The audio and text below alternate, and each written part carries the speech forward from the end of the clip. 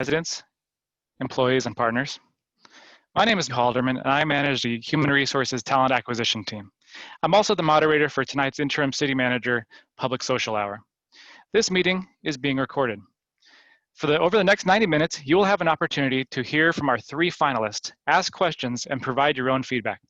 As you may know, the Interim City Manager is expected to start January 1st, 2021, and remain in position until the City Council selects a long-term City Manager in mid-2021. Tonight's finalists will each have 10 minutes to introduce themselves and provide their plans for their time in the role, and then 15 minutes to answer questions from the audience. Questions may be submitted using the Q&A button or by clicking the raise hand button when we get to the Q&A portion of the event. A link to the feedback survey will be provided in the chat box shortly. Joining us first this evening is Curt Wilson. Curt, are you up?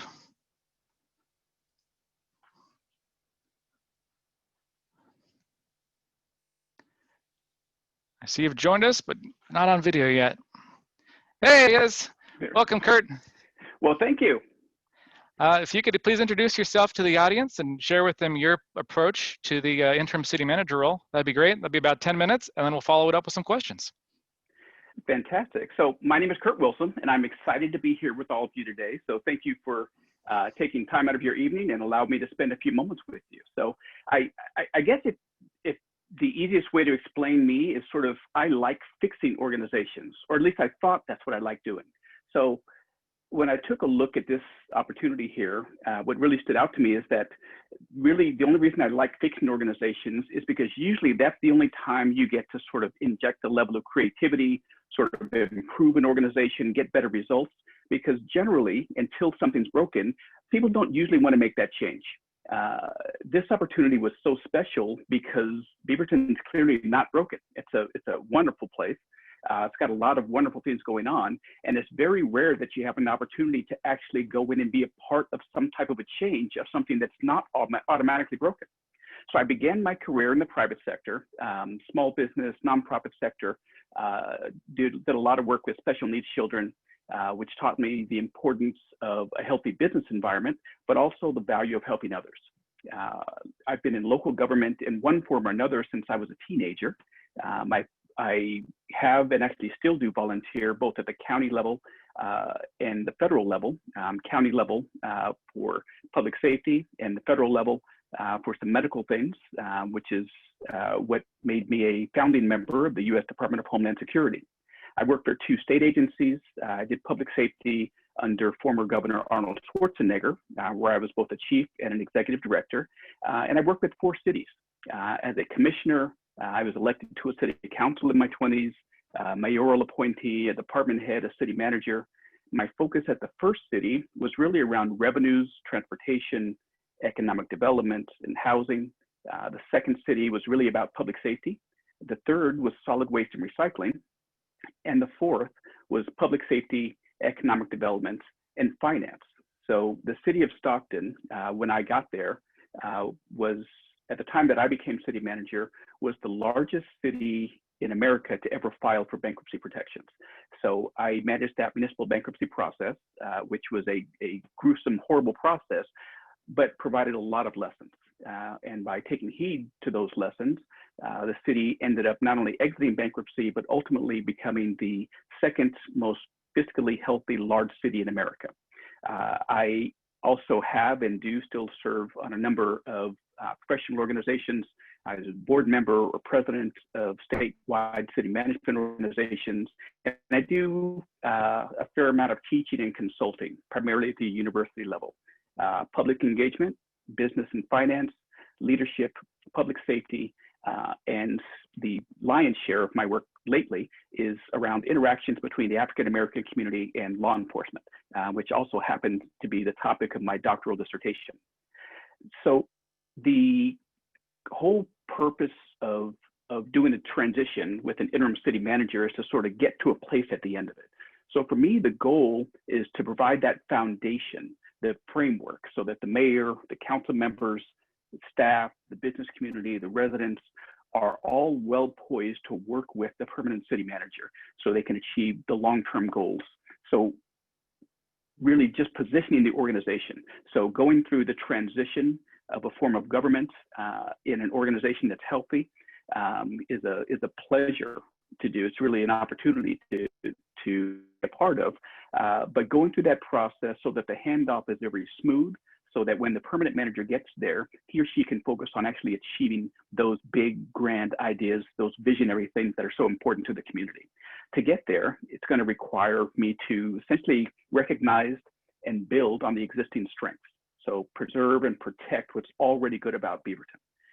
Strengthening the foundation of a new system. Again, sort of making sure that I'm able to communicate and sort of get that information out so that people who are not familiar with that form of government can become familiar, can gain confidence, can learn to navigate their way around it. And it's going to take a lot of communicating, again, with those same stakeholders, the mayors, councils, business community, school community, everyone who's sort of got a stake in Beaverton, to make sure that hearing them, I'm able to sort of capture what they've identified as the needs, establish the priorities, and figure out a game plan to actually get there. So that, again, people have sort of the tools to be able to engage and thrive. So whether you're a staff member or an elected official or a resident who needs something from your community, at the end of this transition, you know how best to get it done. I see that happening in 4 different phases. So the transition in, the operations, the institutionalization, and the transition out. Transition in, just like the name implies, that's essentially sort of the hi, my name is phase.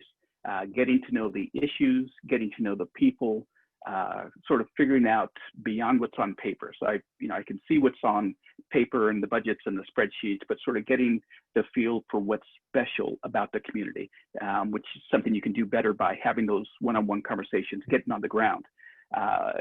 Figuring out those things and figuring out the opportunities, the challenge, and also is the time to sort of learn the parameters. So a council manager form of government, while it's the most widely used, isn't used exactly the same in every community.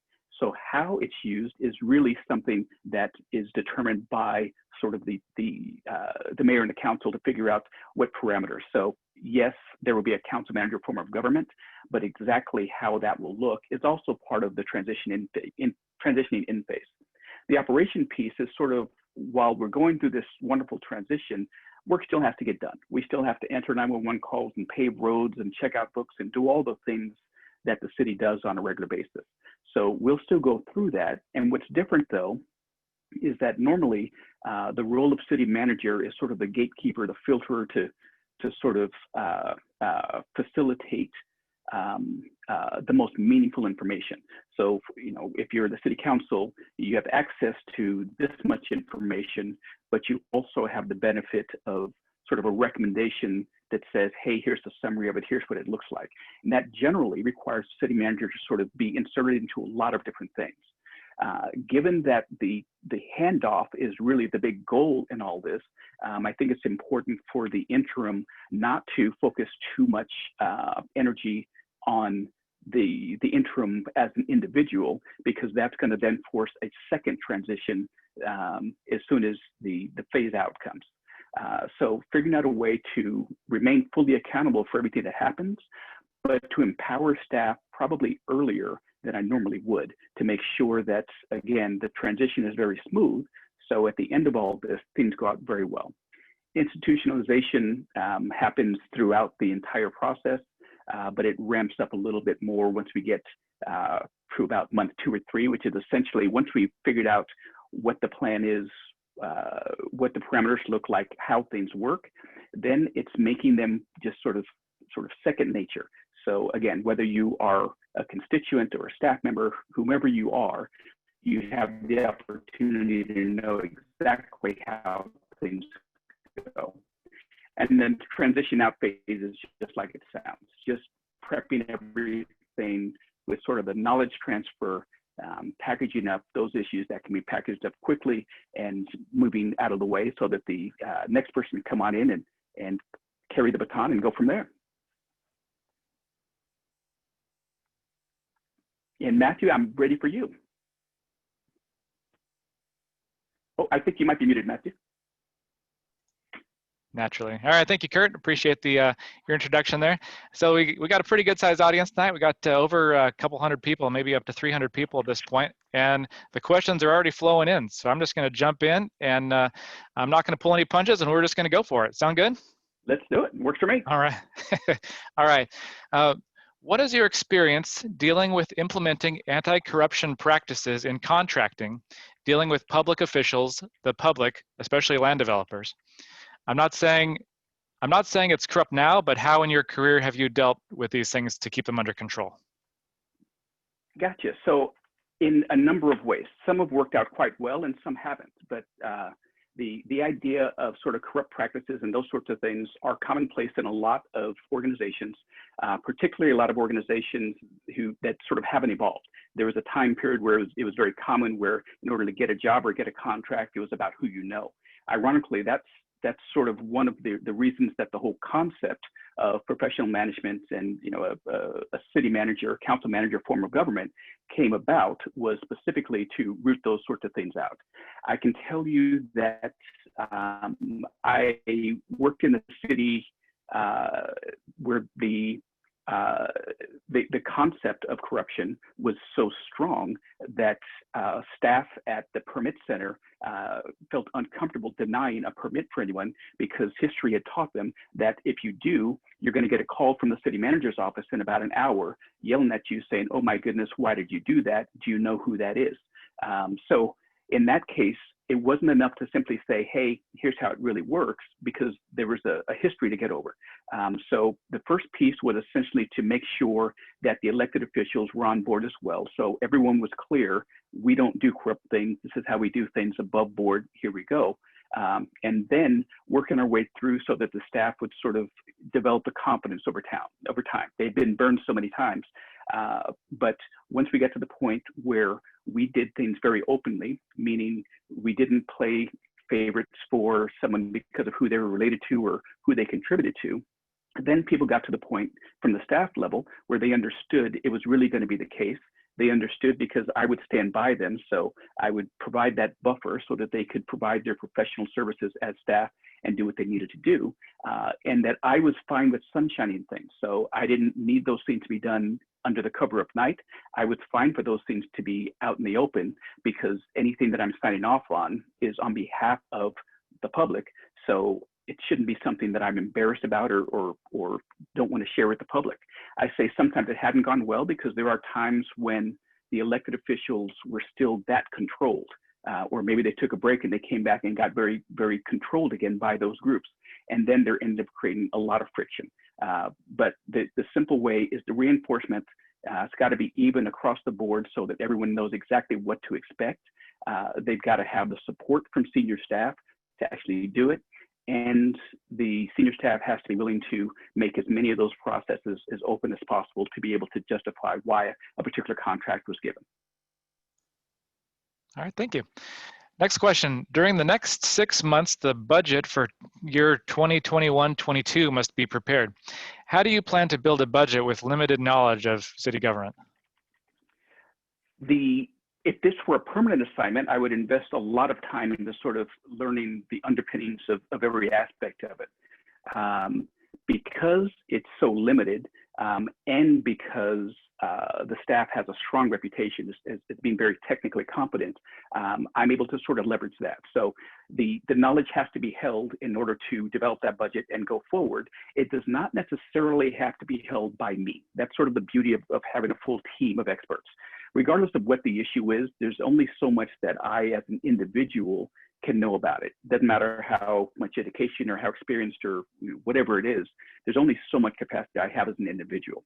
So the beauty of proper management and professional management is to essentially leverage and take advantage of all those tools that are there. So whether or not I have the intimate knowledge walking in the door is less important as whether that knowledge exists and whether I have access to it and can tap into it.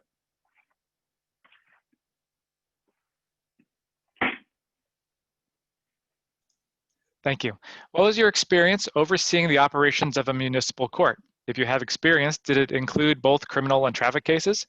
If a court is solely conducting business online, can you see how this could impact access for justice for defendants?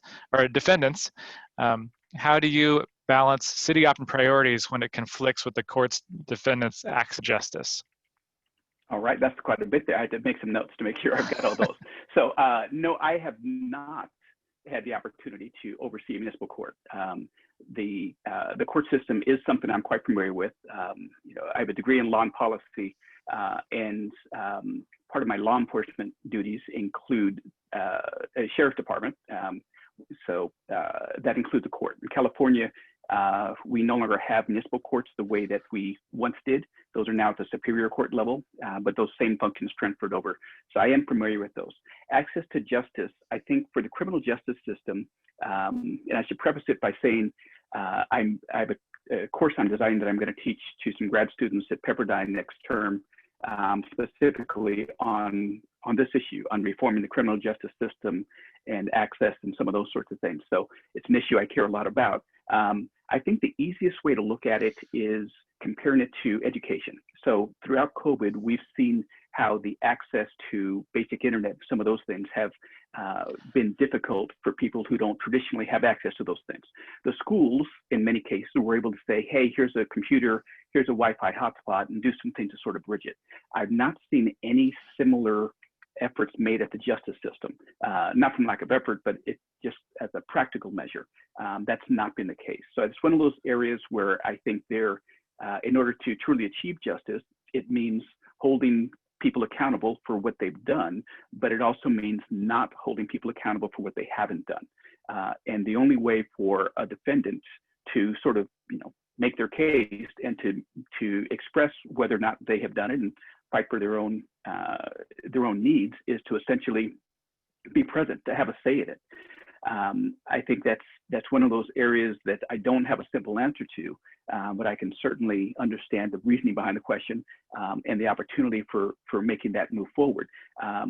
You know, how long would it take to address that compared to how long COVID will last? I don't have the magic answers to what that would look like, but I think it's something that is worth getting enough brain power in the room to figure out. As far as balancing city priorities for a court, very similar to any other priorities. Regardless of what the function is in a city, there are not enough resources. That's just sort of the nature of it. So the budgeting process, while it's the mayor and city council who ultimately approve it, the recommendations for that budgeting process are really developed based on their priorities. So ideally, before the budget process begins, the mayor and council, with input from stakeholders, lay out their clear priorities for what the budget would be, and that's what really reflects. So to the extent that the council places that level of value on municipal courts, I think you would see it reflected. But because that's a document that is prepared by the city manager, but really only on behalf of the mayor and council, it would really depend on where that falls within the competing priorities for all the other things that they've got to fund. All right, thank you, Curt. We've got about 7 minutes left to get through as many questions as we can, so here we go. It's the lightning round. Okay, it says, what do you have to say for yourself regarding being removed as the city manager in Stockton, California, with a 6-0 vote against you? Gotcha. So Stockton was a remarkable experience, and I actually think very highly of the experience and the things that the team was able to accomplish. But I go back to that very first question with sort of the land developers and some of those other influences. In Stockton, when I got there, after a long history of having control of things, there are a few different groups who sort of lost that control. When the city chose to go this transparent route, this objective, not playing favorites route, it worked very well for the city, did not work very well for a few individuals. Some of those individuals, their power sort of increases when you get to campaign time, and we got to campaign time, and their power continued. And the ethical dilemma I had was to choose between keeping my job and keeping my ethics. And that's a scenario where every time I will choose to keep my ethics, which is why you'll notice even in the statements, after taking that vote, the council still, you know, said nice things, thank you for what I did, all those different things, because there's no disputing sort of the value of the work. The issue was an ethical one, and I had to choose my ethics over my job.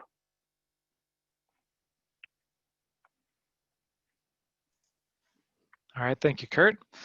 See, the next question is, you have been praised for your ability to build financial reserves in your previous position in California. Can you shed some light regarding your strategy to help us in Beaverton implement economic development, public safety, and homelessness? So the first piece, there's 3 phases to it. The first is to sort of hone in on what the actual issue is. So, you know, whether it's homelessness, whether it's finance, whatever it is, everyone's got sort of a different opinion on what that means. So the first piece is to get a common understanding of what it is. The next piece is to get enough brain power into the room to figure out what the actual answers are, wherever it comes from, whether it's someone on the payroll or in the community, figuring out the brain power to figure out what the answer is. And then the final piece is to essentially have the discipline to implement it. It's easy to get a good start saying, hey, here's this wonderful thing. But it's challenging when it's a long-term project, but you find yourself kind of distracted saying, okay, we're down this road, we're going to do it. And then there's a new shiny object. Hey, this is more important now. This is more important. So once you've identified what the problem is and gotten enough brain power in the room to figure out how to at least make a run at it, then the issue is really just having the stamina to stay the course and to really have the discipline going forward. Okay. This one says, are you interested in the permanent city manager position? I have not. I've gotten that question a lot, actually. So it's not something that I've considered at this point, but it's also not it's also not something I've ruled out. At the end of the day, I'm at a place where I'm only interested in assignments that I bring enough value to, that it really works. I'm no longer interested in just, you know, doing something just to sort of get a paycheck. I'm sort of beyond that. I can just stay home instead. But I'm only interested in things where I can really bring that level of value, and having not actually been in the seat doing the job, I couldn't gauge yet how much value I could actually produce. So haven't ruled it out, but it's not something that I've been planning on. All right, a follow-up question to that is, to what extent do you plan to continue your consulting or teaching work while guiding Beaverton through the impending transition? And do you plan to serve in the transition or only, okay, we got to already cover that part. Okay, so that work has got to take a clear back seat. So there'll be some things that I'm committed to that are probably more sporadic. But generally speaking, I can't really go out and do a lot of consulting, a lot of that stuff, only because, you know, I'll be busy trying to do a year's worth of work in 6 months. So the priority has got to be, you know, the job at hand. The priority's got to be Beaverton. And I'm not sure that I have a lot of extra capacity to handle everything else. You know, one of the benefits of 6 months is that I don't have to risk burnout. So I can go 100 miles per hour the whole time, because I'm not worried about how to stretch myself out for, you know, for 5 years. So I want to be able to go all in. All right. What experience do you have working with public employee unions? I have tremendous experience working with unions. So I hold certifications from the Public Employer Labor Relations Association, and I publish for them as well. I've done everything from me being the sole person at the table on behalf of the city to being part of a very large team. I've done things that have gone very smooth to things that were very disruptive. In Stockton, the city manager before me ended up in an issue with one of the unions, where that union then bought the home next to the city manager's house, not to live in, but just to mess with him and his wife. For the city manager before that, they put up billboards all around town to shame the city manager into sort of getting what the union was after. So I've been in some particularly contentious places, but in fact, in both of those examples, we were able to get to a very good place, enough that I'm actually still friends with some of those same folks who were the union presidents back then. All right. And Curt, looks like we got time for, well, I'm going to take one more question and then we'll got to move on for the evening. So the question is, why are you interested in our City of Beaverton City Manager, Interim City Manager position? Because it is a unique opportunity. So beyond just, you know, it's a beautiful area and those wonderful things, from the public service standpoint, normally you take on those roles that you have to fix something just because that's the only way you get to actually sort of be a part of creating, use some creative, have some innovative solutions and really get to a good place. You know, the good side is you get to do all those great things. The bad side is you have to deal with a very broken organization that you have to fix along the way. So Beaverton is an extremely rare case where, because of the change in government, you still have all the beauty of being able to actually contribute and innovate and use creative things, but the organization's already healthy. So instead of having to spend half your time or 3/4 of your time fixing a broken organization, you get to go all in with actually doing something that at the end of the day provides a better living environment, a better working environment for the people who care about, live, and work in Beaverton. So thank you very much for your time. I appreciate it. And I believe that's all, Matthew, unless you have anything else. Curt, thank you so much for joining us tonight. Yep, that's going to do it for now. So happy trails and best of luck. We'll see you later, okay? Thank you very much. Thanks, we'll see you later. All right, we're gonna take about a 4-minute break and come back at 5:30 with our next candidate, who is Rick Cole. So stand by for a few minutes and we'll be back shortly.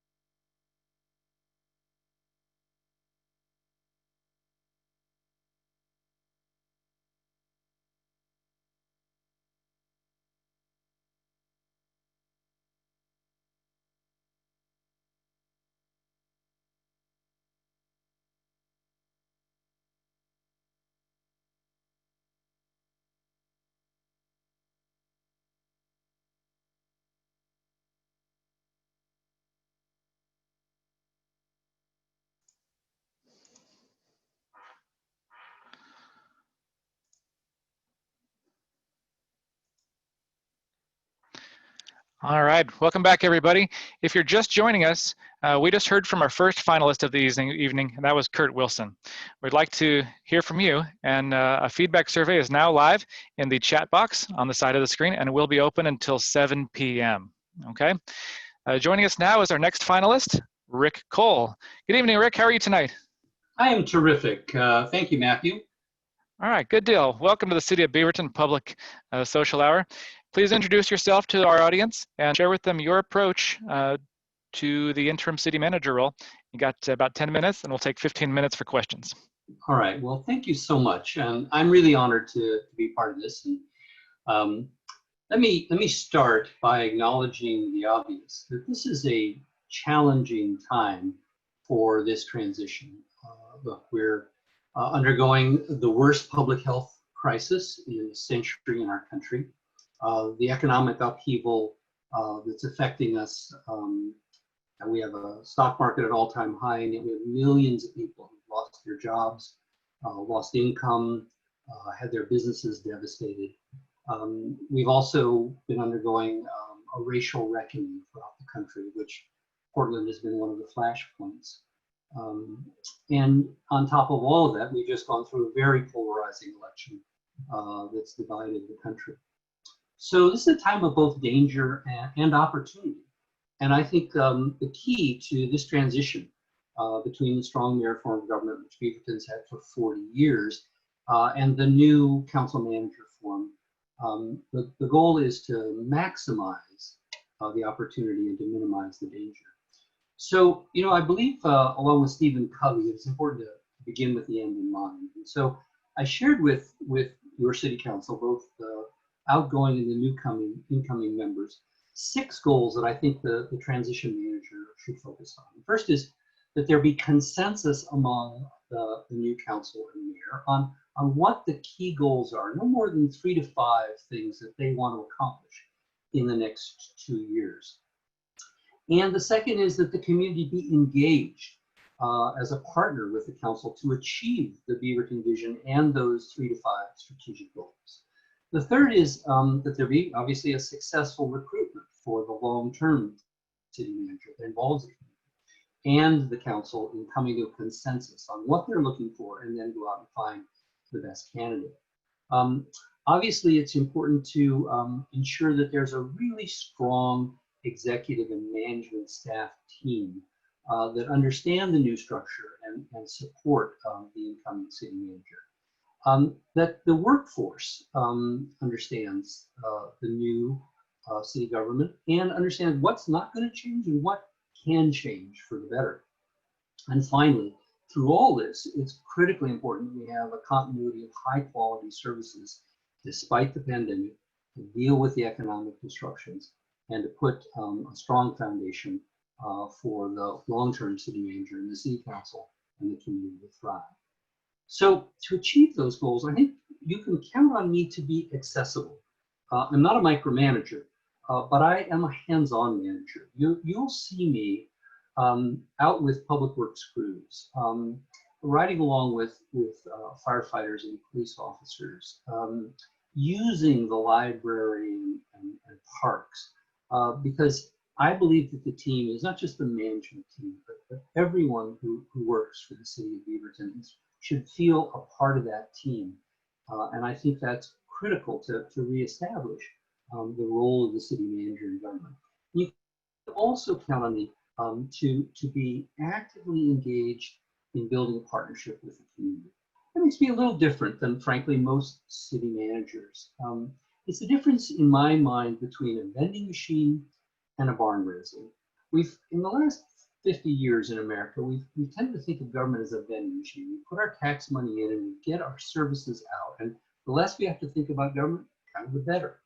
The trouble is when government is no longer responsive to what we think we want or what we think we paid for, like a vending machine, you know, there's really no recourse except to bang on. The difference between that and an older tradition in America on the frontier is the barn raising, because no family on their own could build a barn.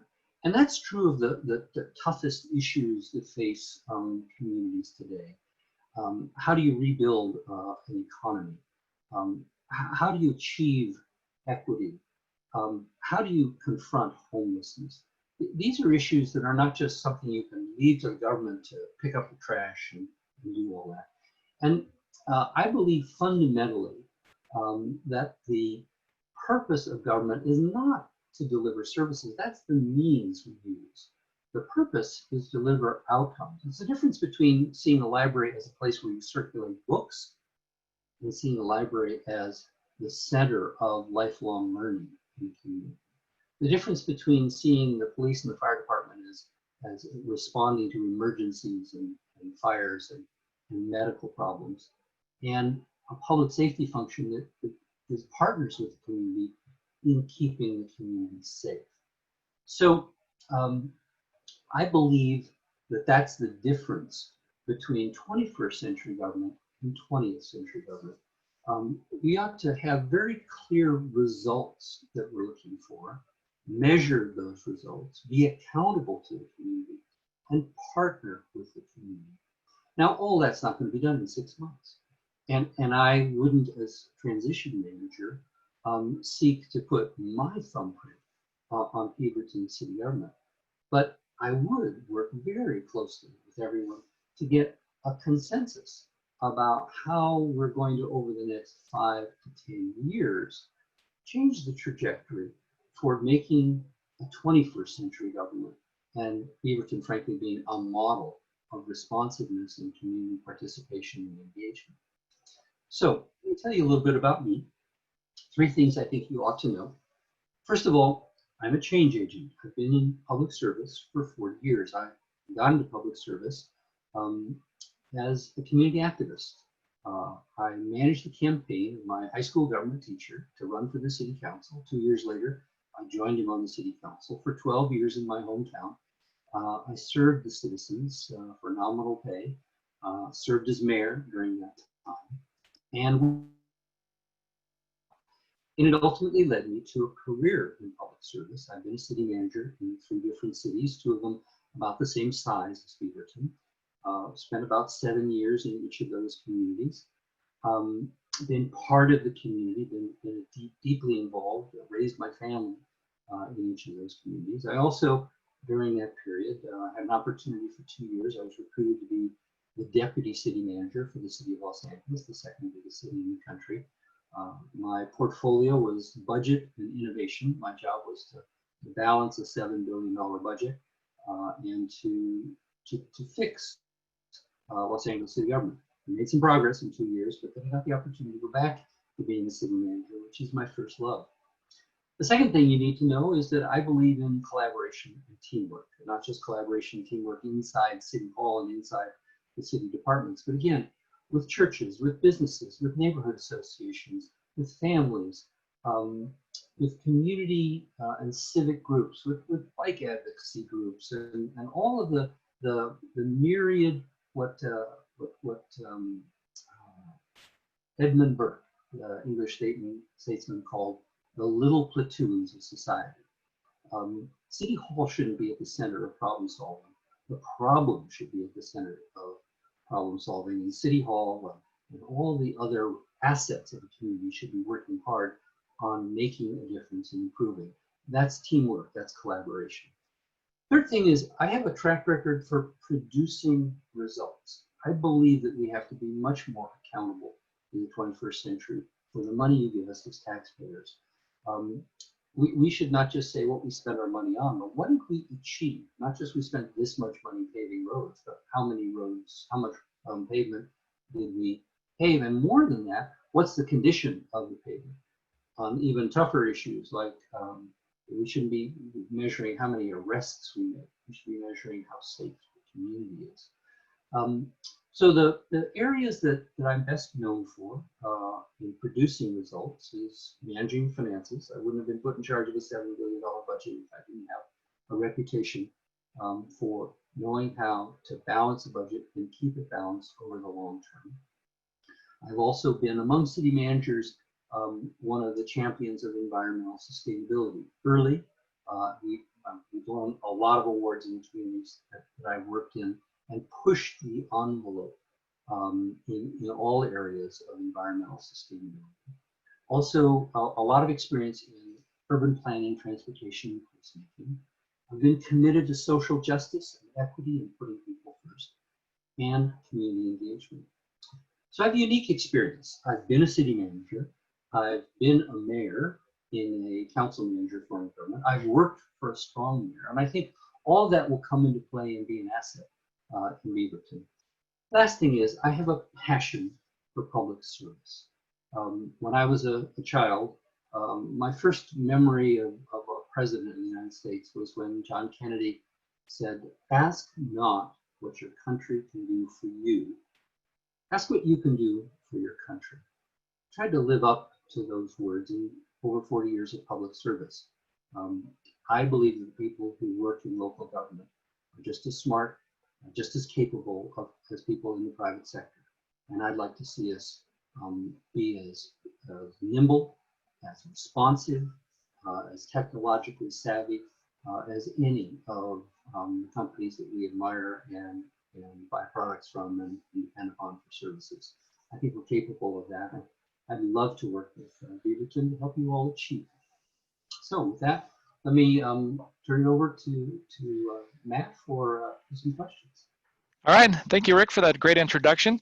We're going to jump right in. We got about 15 minutes of Q&A, and like I told our previous candidate, we've got about 200 to 300 people watching right now, and the questions keep on coming in fast, and we can answer them. So I'm going to jump right in, okay?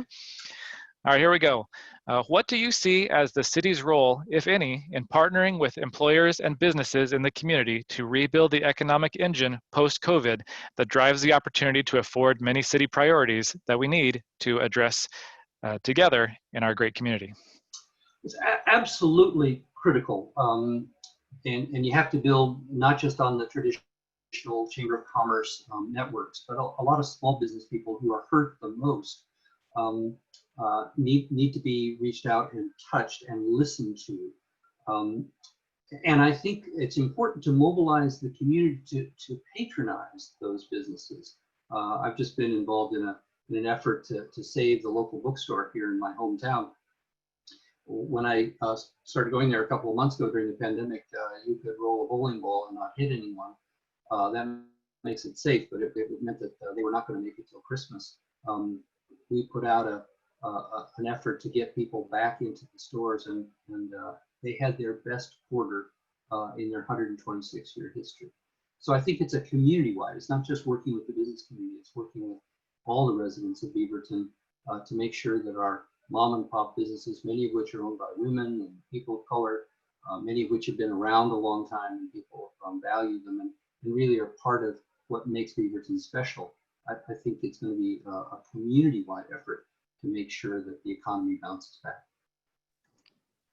All right, thank you, Rick. Next question. What is your experience in managing the bargaining of a contract with employee unions, and how will you manage that in the interim position as almost 300 represented employees will be bargaining during this time frame? So I have a lot of experience with that, and all of my experience really is based upon one word. Well, two, but I think they're really the same thing: trust and respect. Look, it's the responsibility of the city manager and the city council for fiduciary responsibility to the taxpayers. But the folks who provide the services to the community are the folks who are on the other side of the bargaining table. So you have to keep your word, you have to listen, you have to look for win-wins, and you have to be very clear about what you can do and what you can't do and stick to it. Okay. What is your experience and ideas for dealing with all the complexities of people who do not have homes? You know, that's my passion. And one of the things that's been most, 27 years ago when I was mayor of Pasadena, we actually had the third ever homeless count in the nation because I was dissatisfied with the census numbers that came out of the 1990 census. I said there was many more people. And I've walked the journey with homeless people as a friend. And it is a frustrating journey. It's almost a full-time job. I know and understand the complexities. Homelessness is a symptom of breakdowns in family, of our mental health system, of our criminal justice system, in some cases our education system, the social welfare system. A lot of young people coming out of foster homes end up homeless, etc. So I'm deeply involved in that. That's actually my passion now. I'm the homeless housing and homeless advisor to the San Gabriel Valley Council of Governments. I bring experience from Southern California at really reducing homelessness, ineffective at doing that, and using data to change the game and how we approach this challenge. Much more to talk about on that, but. Okay. In your last position, you chose to resign in an effort to minimize existential budgetary challenges for the city. Would you be willing to take a pay cut instead of resigning if the situation called for it? Well, actually, I took a 20% pay cut at the beginning of the pandemic.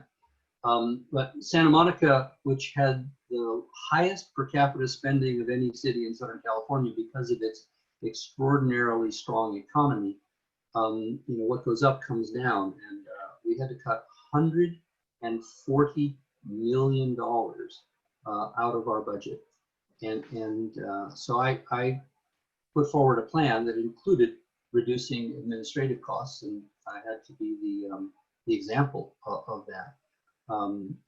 But I took a pay cut in Ventura for a year and a half during the recession. I believe you have to lead from the top, and I think that's, again, in terms of trust and respect from your bargaining units, you will have to give more than you ask for from them. All right, Rick, thank you for clarifying that. Appreciate it. Where does earthquake preparedness and climate change fall on your level of importance for managing the city? Well, that's for the mayor and the council ultimately to determine. But for me personally, I think it's an existential challenge. I have three young adults that I'm their dad, and I want them to live in a planet that has the same kind of advantages that I've enjoyed in my lifetime. And so in Santa Monica, that was an extraordinarily important goal of the council. And we actually reduced greenhouse gases by 30 greenhouse gas emissions by 30%, and had really among the most ambitious and successful greenhouse gas reduction climate action plans in Southern California. I also had sustainability in my portfolio at the City of Los Angeles, and my office wrote the first ever sustainability plan for the City of Los Angeles, which put climate action at the heart of it. So personally, I bring a lot of passion and expertise in that area. It would be the council and the mayor's decision about the priority that would take for the city. Great, thank you. What would you consider to be successful at the end of your time? Well, I laid out the 6 goals. I think of those 6 goals, in terms of the most important, I think it would be that we laid a foundation for success, not just of the long-term city manager and the new form of city government, but really for the community, right? There's a wonderful thought that if you can just change the trajectory of an organization or a community by 2% each year, that builds over time.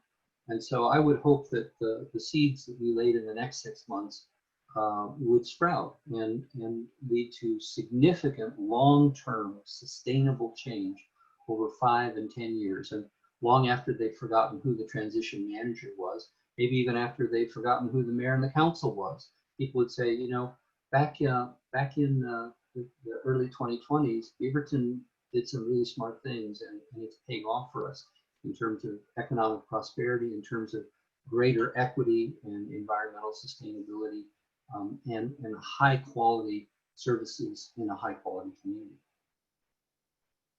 Great, thank you, Rick. We've got 5 minutes left, so we're going to continue getting through as many questions as we can. The next question is, what is your experience dealing with implementing anti-corruption practices in contracting, dealing with public officials and the public, especially land developers? I'm not saying it's corrupt now, but how in your career have you kept these things under control? So somebody's already Googled me if they asked about how I exited Santa Monica. And so if you Google me, Gail Goldberg, and Bud Overham, she was the planning director, Bud was the director of building and safety in Los Angeles. We wrote a piece in the Los Angeles Times about cleaning up the corruption in the city of Los Angeles. I've written extensively about the Bell scandal. I was in the ICMA ethics committee. That ethics is the heart of public service, and I've had a lot of experience. In Santa Monica, we ended a practice that was very popular, but I challenged and brought to the council and persuaded them to abandon, which was negotiating every single project to try to make everybody happy. Now, it was popular because, maybe you get a child care center or, a bigger sidewalk or something like that. The problem is that it's very subjective, and it can lead to favoritism, and it can lead ultimately to corruption, as it did in Los Angeles. I believe you set really high rules about the width of sidewalks. If you want a child care center for development, then spell that out, but hold people to the rules. So lower the rules, but don't make them up as you go along. I think that's, when it comes to development, that's critical. Astina went through an embezzlement after I had left, but I followed that closely. And so there's other ways in which you can build in Santa Monica, we had we still have an anonymous tip line for the citizens and staff members to report abuses. We thoroughly investigated those. We developed an ethics code under my leadership for the entire staff. I think ethics has to be, again, trust and respect. That's at the heart of those things. Great, thank you, Rick. During the next 6 months, the budget for fiscal year 21-22 must be prepared. How do you plan to build a budget with limited knowledge of our city government?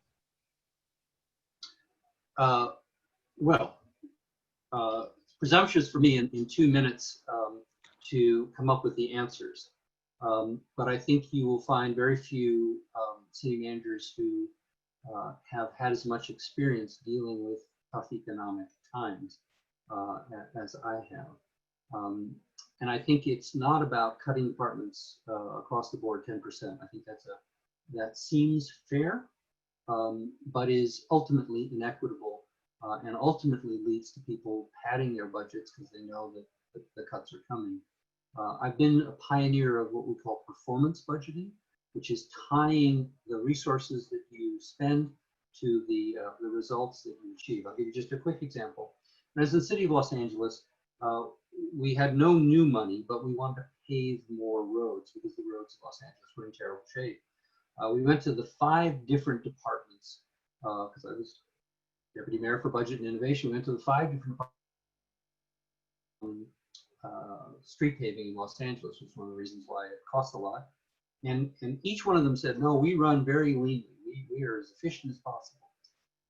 But this other department, now they could help us out a lot if they did this. Well, we went to all those 5 departments, and the other department said, if you did this, they could do their job cheaper. And so we were able to deliver, with no new money, 10% more performance in the next year. We paved 10% more pavement with no new money, just by finding the efficiencies. Not because I was smart, but because we asked the right questions to figure out how we could produce better results. That's the kind of mentality I would apply to Beaverton's budget. All right, perfect, thank you. Okay, we got two more questions, and we got to call it a night here on this end. Let's see, Rick, are you ended in the permanent city manager position? Well, you know, I don't think it's set up that way, but you know, you never rule things out. I think that's up to the mayor and the city council. I'm interested in this not because I am seeking a long-term opportunity. What interested, nor am I interested in babysitting cities. What interested me is this is a unique opportunity to transition a city, not just to keep it on track for 6 months, but to actually work with the community, the new mayor, the new council, and the staff to work on a new form of government that sets the city in a new direction. That's exciting. And if the mayor and the council want to keep me on for an extra 3 months or 6 months or whatever to keep that momentum going, that's to be determined. But I'm interested in helping with this transition. Okay, let's see. One more question for you.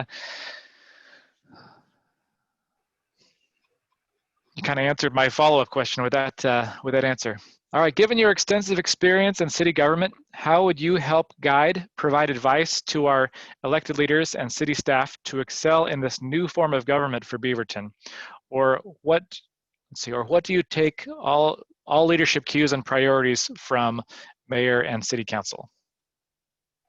Not sure I understood all the nuances, so let me tackle that. Two things that we haven't talked about. One is communication. I deeply believe in communication. Communication, not just to the mayor and council, which is critical, that they know what's going on and that they know it together and not one or the other or this one hearing it first, etc. But the entire workforce and the community. There's an old joke about the difference between the public sector and the private sector. In the private sector, you want the phone to ring because it means customers. In the public sector, you don't want the phone to ring because it means complaints.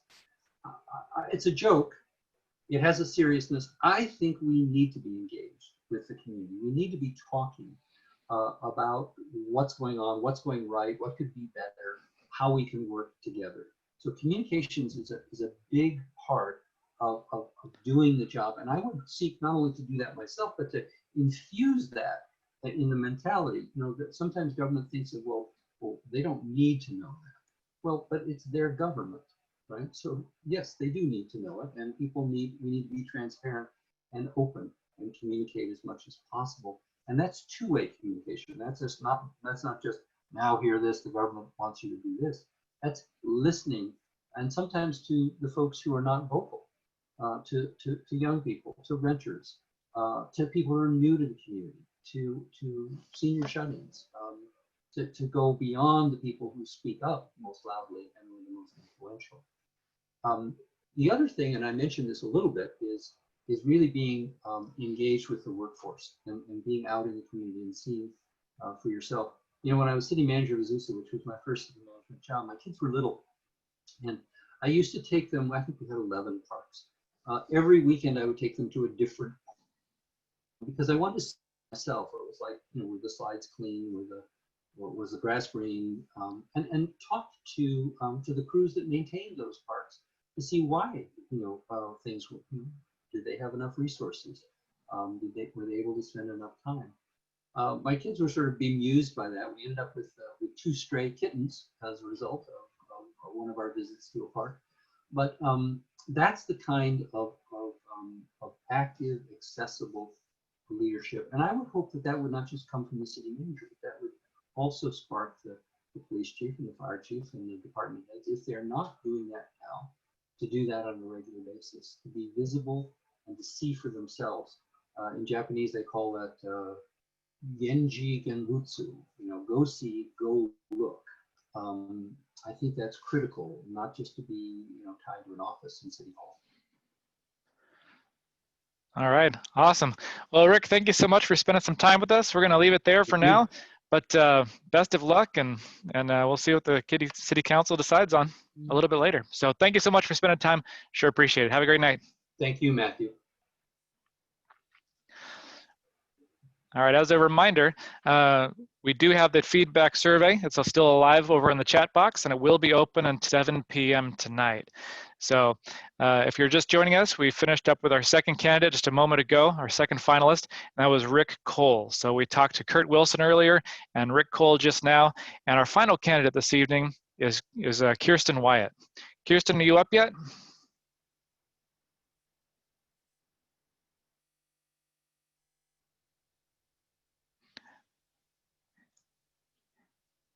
Looks like Kirsten is joining right now. Kirsten, good evening. How are you tonight? I'm doing well. How are you? Doing fantastic. Please introduce yourself to our audience and share with them your plan for your time as Interim City Manager. We'll give you about 10 minutes for that, and we'll follow it up with 15 minutes of audience Q&A. All right? Wonderful. Sounds good. All right, floor is yours. Thank you. Well, hello, everyone. I am Kirsten Wyatt, and my pronouns are she and her.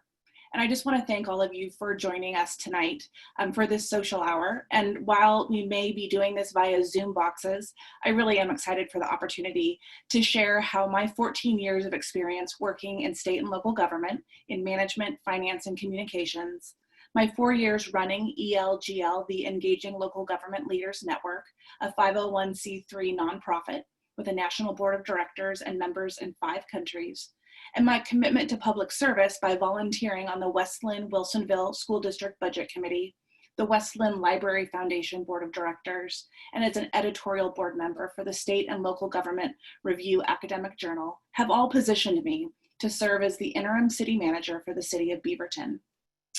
I'm currently the Executive Director and co-founder of ELGL, the Engaging Local Government Leaders Network. We are a 5,000 member professional association for people who work for towns, cities, counties, and special districts. ELGL's vision is to amplify the good in local government, and our mission is to engage the brightest minds in local government. And I'm also the co-host of the GovLove podcast about the people, policies, and professions in local government.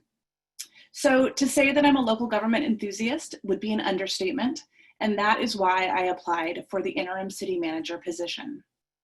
I saw a unique and truly once-in-a-lifetime chance to help a thriving and vibrant community adjust to a new form of government, while also celebrating Beaverton to potential permanent city manager applicants. It is from this vantage point of managing through transition and amplifying the permanent city manager position that I frame my proposed work plan for the next 6 months.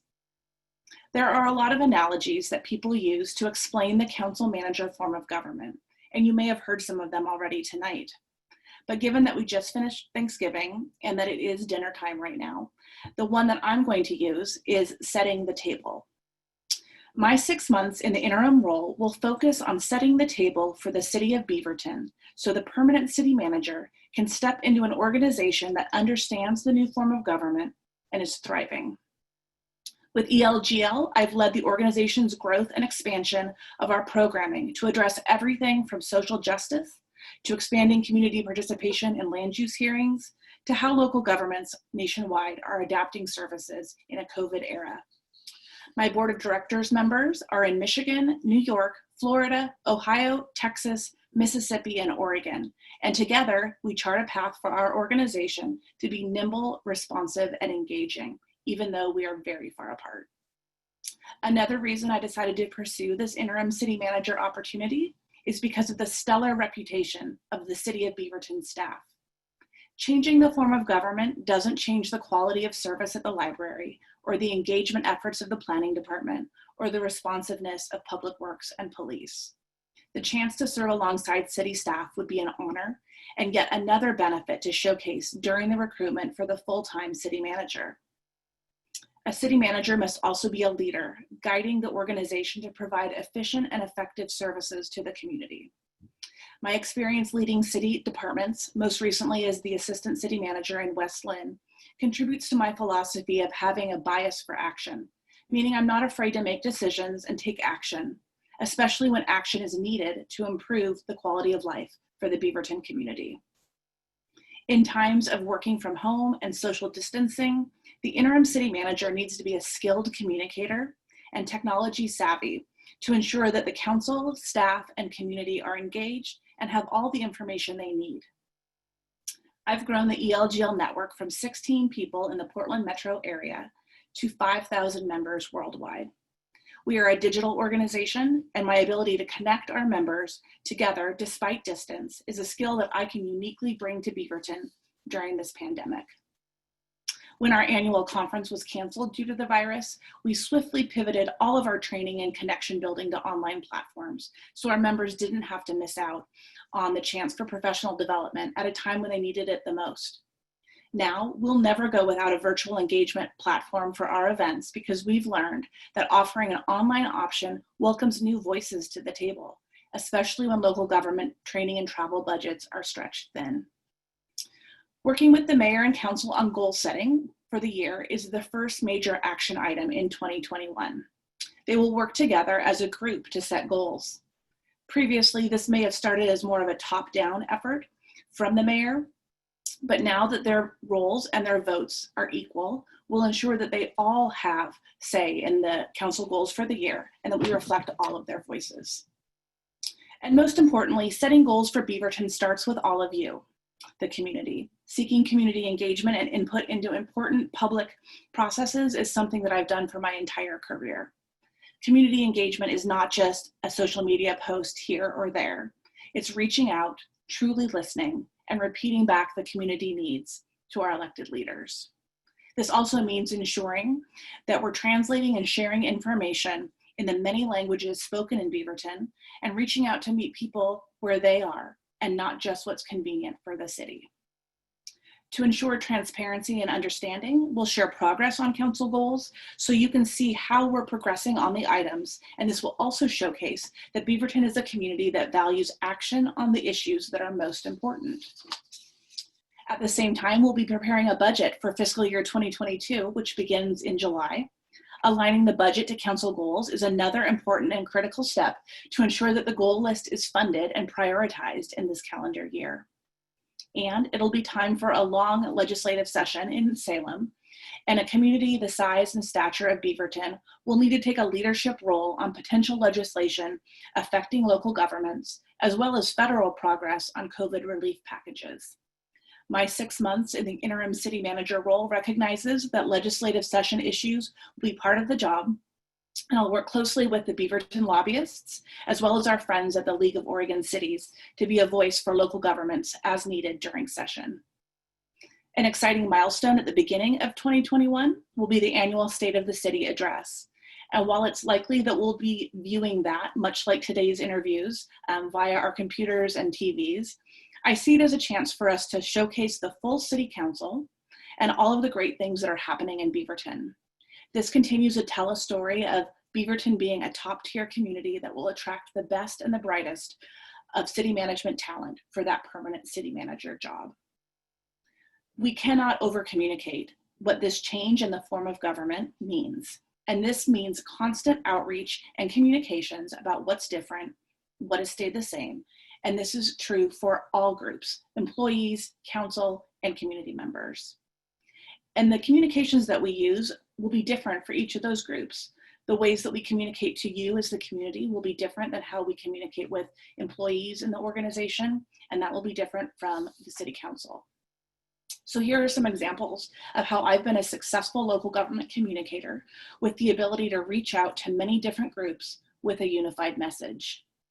While serving as the assistant city manager in West Lynn, I expanded the city's outreach beyond the typical government channels to include community groups, churches, PTAs, and service clubs. And I also started the social media channels for the city back when they were still emerging and new. And this was among the first in the region to ensure that we weren't missing out on online conversations and service requests. Transparency will also be key. As the new year begins and the new form of government goes into effect, many of you will be wondering, what is that interim city manager doing and how is she spending her time? And I intend to keep you posted on all of that in a weekly memo to you, the community, in sharing the conversations that I have with the community, the council, and the staff, and by simply celebrating the great things that are happening in Beaverton. Again, all of this is setting the table so Beaverton is ready for the full-time city manager to take a seat and keep the community moving forward. It's important to acknowledge that in times of transition, there can be some adjustment, and I'm sure this will be the case in Beaverton. And so if you are used to reaching out to the mayor to kickstart a new program, process, or policy, that will feel different as you learn how to work with a city manager. But that is okay. I'm a good listener, I'm an empathetic leader, and I'll be there to help you learn and thrive in this new form of government. There's a reason that most cities the size of Beaverton in the United States have a council manager form of government. It just makes sense to empower our elected officials to set the policy and for the staff to carry out that policy. And to go back to that table setting analogy again, for the council to pick the menu and for the staff to set the table. I'm lucky that in my current role, I have a chance to learn from some of the most innovative and creative local governments in the nation. On a weekly basis, ELGL showcases the best of the best in local government, services, and programs. And I would bring this perspective to the interim city manager role to evaluate where Beaverton is excelling and where there could be improvement. And along the way, I will use my relationships with local government leaders across the nation to benchmark Beaverton and help the council and staff make new connections with their counterparts across the country to build out their own networks and understanding. I'd like to close by recognizing what an honor it would be to serve a community as diverse as Beaverton. Again, I have the chance to see what other cities are doing on diversity, equity, inclusion, and justice work. And hands down, Beaverton is leading the way with its diversity, equity, and inclusion plan and the diversity advisory board.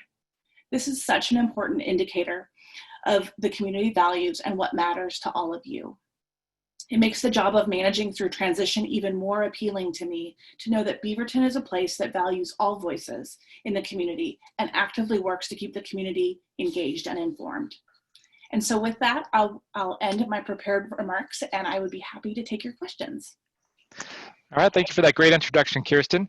Like I was telling our other candidates earlier, we've got over 200 viewers attending tonight's thing, so we've got lots of participation and the questions are flowing in faster than we can answer them.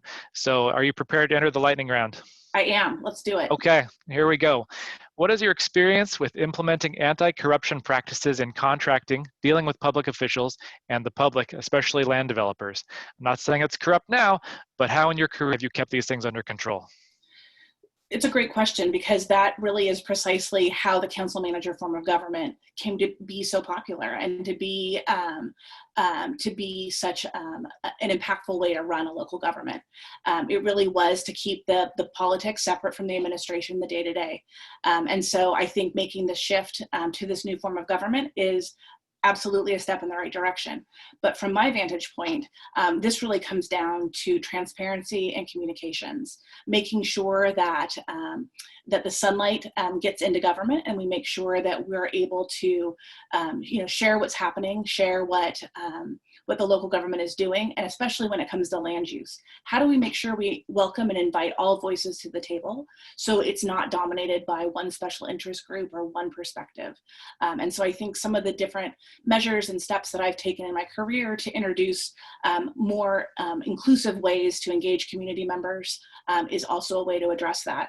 And then I think too, building in systems into your local government organization, whether it's an ethics hotline, whether it's mandatory training each year to make sure that that your staff is understanding when there could be something that is corrupt or unjust or unfair, that's part of that employee development that we need to make sure that we stay up to date on.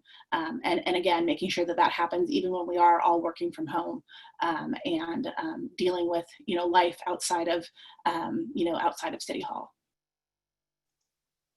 Great, thank you, Kirsten.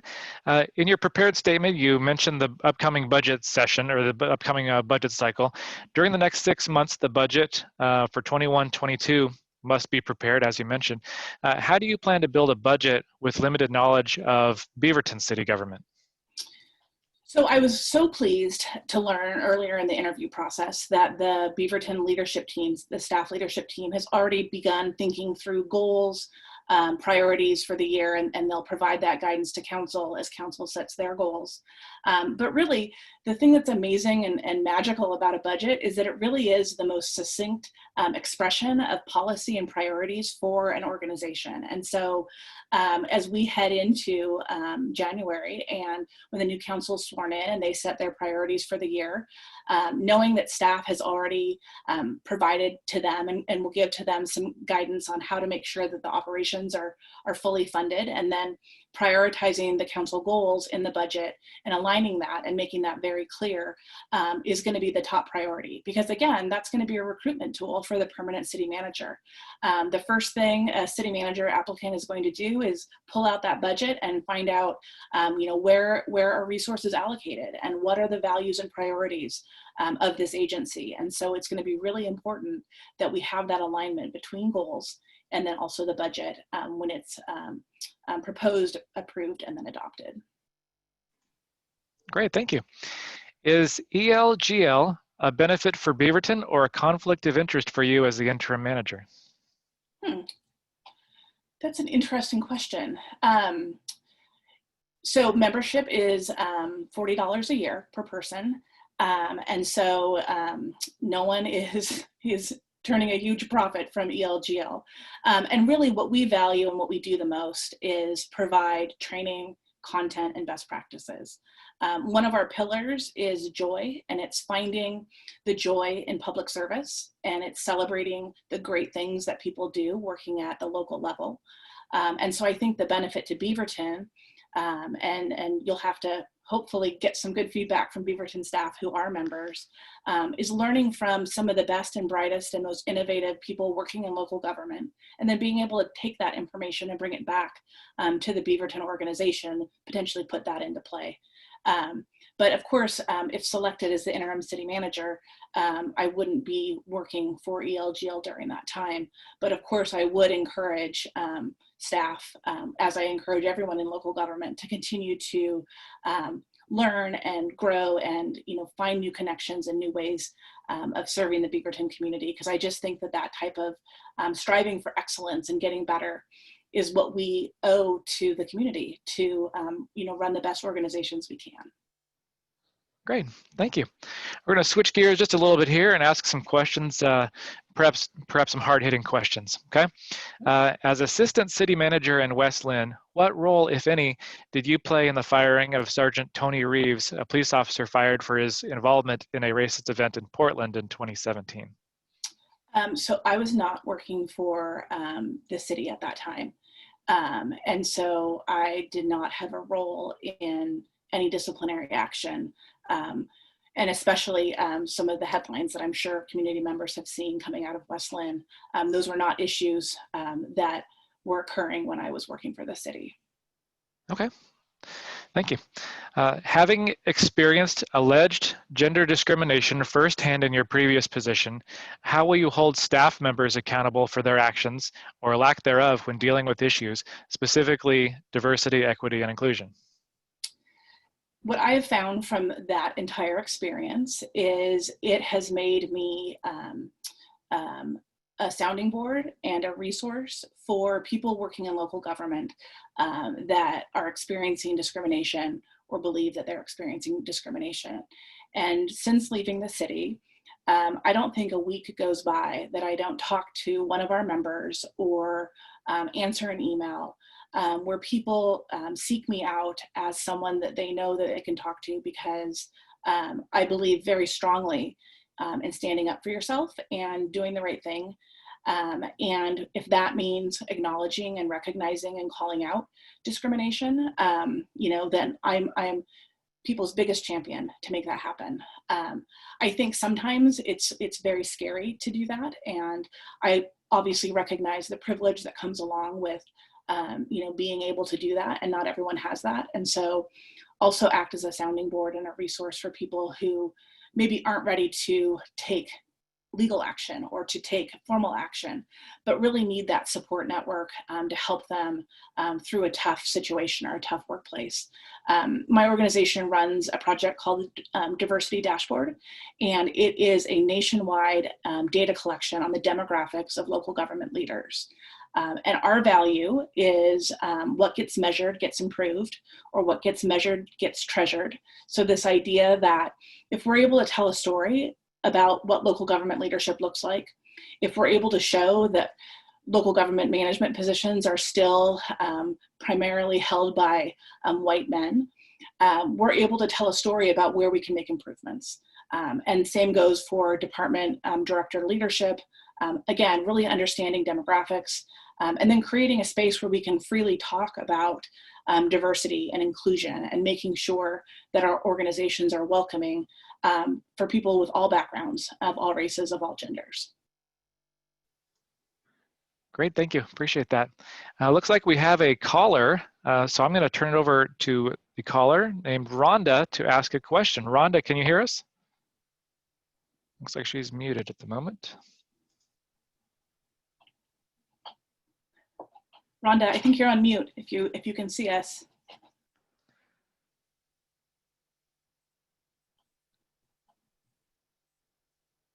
Okay, we'll try Rhonda again in a couple minutes. Okay. We're going to keep on moving along. All right, next question. Are you interested in pursuing the permanent position of city manager? So I don't want people to take this the wrong way, because I do love Beaverton, but I am not interested in the full-time job. It's not a reflection on the community. It's not you, it's me. But really, I see this as an opportunity to be a transition manager, but I still have a lot of work to do for ELGL. I love serving our members. I love working with our members across the country. And so I look at this as a 6-month gig where I can make a difference and help a community that's in my backyard. And then I'll go back to leading ELGL. All right, folks, you have your answer there. What is your experience overseeing the operations of a municipal court? If you have any experience, it include both criminal and traffic cases? So in Westland, I oversaw the finance department, which oversaw municipal court. But I've never managed specifically a court operation. And in Westland, similar to Beaverton, it was a court of record. And I definitely can see how in the COVID era, municipal court operations are dramatically disrupted. And so I think one thing that's really interesting is as my organization's been doing more learning and sharing about ways that local governments are innovating, finding ways that municipal courts can continue operating even during shutdown or social distancing. Using technology has been a really interesting area because obviously we can't delay justice for the people who are in court, and we need to defer to the experts who run municipal courts and to our judges. But I think that there are areas where some of that innovation and creativity that's happening now in government because of COVID affects municipal court operations. All right, thank you.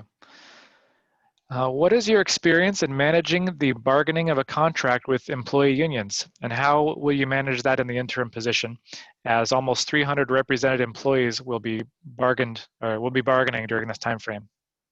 I've overseen negotiations for both public safety and general employee unions. And my philosophy and my approach is that bargaining doesn't just start happening the minute you sit down at the table. It's all about building relationships and understanding the values and the priorities of represented employees and knowing what issues matter the most to them, every day of the year. If you only pay attention or approach a negotiation when it's time to bargain, I think that you lose out on some of that context that's so important for both sides to understand the priorities going into bargaining. And so for me, it's establishing really firm and consistent chances to meet and talk and learn and hear from union representation about what they're most interested in. So there aren't any surprises when it's time to reopen a contract and look at its contents. All right, thank you. How do you respond to calls to reduce police funding and increase citizen oversight to public safety? It has been one of the most fascinating conversations that ELGL has had over the last 8 months, because I think first and foremost, there's really a kind of almost a branding issue. When we talk about defunding police, it's not to say that we're going to completely, that government would completely unfund our public safety function. But it really is about assessing and doing some program evaluation about what are the calls for service and how is the community accessing and using and working with public safety. I think, an issue that's really interesting has been, taking a look at the types of calls and then figuring out if law enforcement is the best response to that, or if a social worker or a counselor could be a better resource. And so I think it's all about balance and making sure that, that we talk through and think about what does the community need, and if there's data to back it up, and if there's evidence to show that there could be new and potentially more beneficial ways to respond, I think that that's a really exciting prospect. That being said, there are absolutely, we absolutely need to have a strong and productive police force in our communities. And so what I would really look forward to is doing that program evaluation, doing that process improvement, to look and evaluate and say, are we responding in a way that meets our values as a city, and the ways that we treat people? Is law enforcement the right approach to addressing their needs? All right, thank you, Kirsten. We got time for one last question. I'm going to give Rhonda a chance to try again.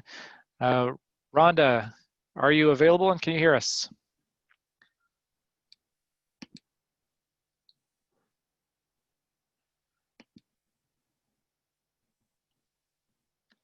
All right, well, unfortunately, we're not going to be able to talk to Rhonda tonight, it sounds like, so I'm going to ask one more question.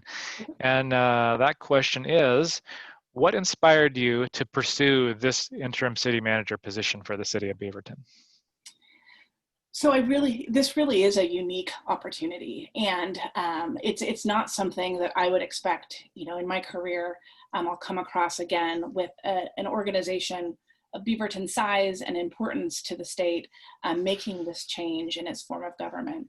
And one thing that I love doing the most at every point in my career, now with ELGL and previously when working for governments, has been managing through change and helping make transitions and make big leaps and big improvements. And so the opportunity to really be a helper right now and make this transition successful for Beaverton is really exciting. And it's, again, not something that I think that I'll have the chance to be part of. And so I wanted to jump at the chance to, again, be that helper, to be that transition manager.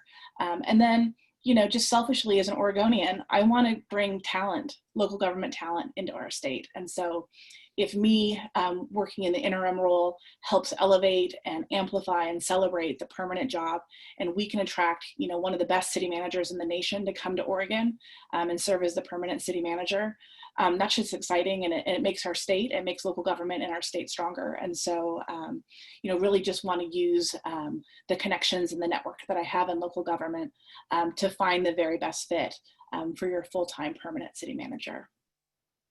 All right, fantastic. Well, thank you for joining us so much tonight, Kirsten.